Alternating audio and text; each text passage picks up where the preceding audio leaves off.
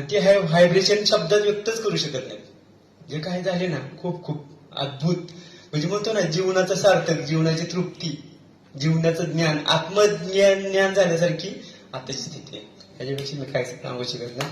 कंठवरून आलाय. मैं कृतज्ञ हूँ, मैं कृतज्ञ हूँ.